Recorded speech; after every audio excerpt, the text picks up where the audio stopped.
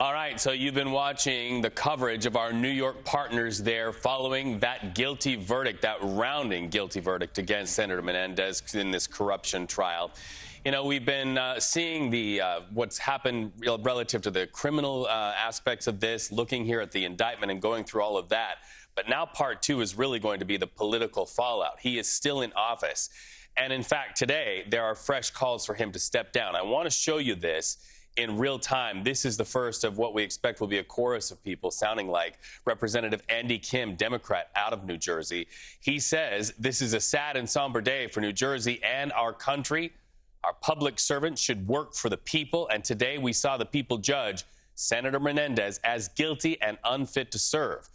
Then underline and underscore this. I call on Senator Menendez to step down when these charges were first made public. Well, we go on to look at this, and now that he has been found guilty, I believe the only course of action for him is to resign his seat immediately. Representative Andy Kim, Democrat of New Jersey, who once worked shoulder to shoulder with this man in Congress, says the American people deserve better. All right, so let's talk about that political fallout more. Continuing the conversation, let's go to Nikole Killion. She is on Capitol Hill right now, and she's going to be talking about what the reaction is there on Capitol Hill. We have to keep in mind we're in a sensitive election season right now. A lot of Democrats wanting to hold on to power. Yeah, absolutely, and would note that Congressman Andy Kim, who you just cited, is a candidate for U.S. Senate in the state of New Jersey. He actually challenged Senator Menendez, who ultimately, as Senator Menendez, we saw, made a decision to run as an independent. But I imagine now with this guilty verdict, that could dramatically alter his candidacy. But that being said, here on Capitol Hill, we are hearing more lawmakers calling on the senator to resign, most notably Senate Majority Leader Chuck Schumer, who up until now had remained relatively tight-lipped about the senator's fate and fortune, even as many within the Senate Democratic caucus had called on him to step aside many months ago when he was initially indicted. But the Majority Leader making clear a short time ago that he does believe that the senator should resign, saying in light of this guilty verdict, Senator Menendez must now do what is right for his constituents, the Senate, and our country,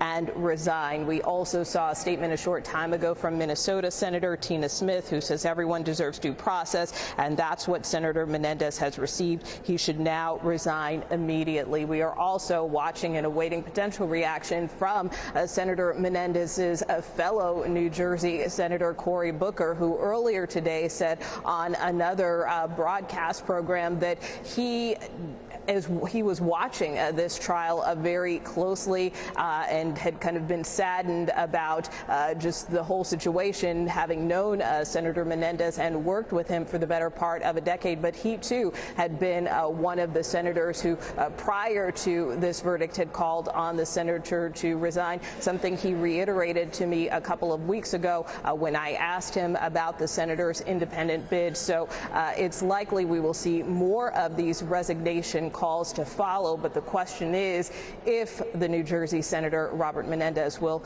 adhere to them. Well, it's a sensitive political time, as I said, in our country. And you know who is the megaphone right now the next few days? Republicans.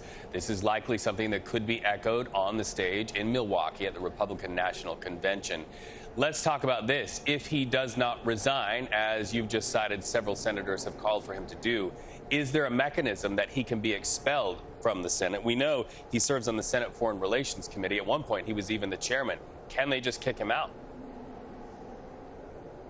Oh, well, it's certainly possible, or at minimum, perhaps he could be censured. But, you know, I think, again, you know, many senators have been clear in their condemnation of the senator. As I said, you know, not long after he was indicted, nearly half of the Senate Democratic caucus called on Menendez to resign. And while the senator maintained his innocence, you know, he did not make any moves at this time. Again, whether or not this Menendez's conviction changes the calculation remains to be seen, particularly if he chooses to appeal this decision. I would also note that it could impact the balance of power here in the Senate because, as you know, there is a 51-49 advantage in the U.S. Senate, with Democrats having just that one vote majority. So if for some reason Senator Menendez did decide to resign, then that kind of takes us back to only having 50 Democratic senators on board, which could again kind of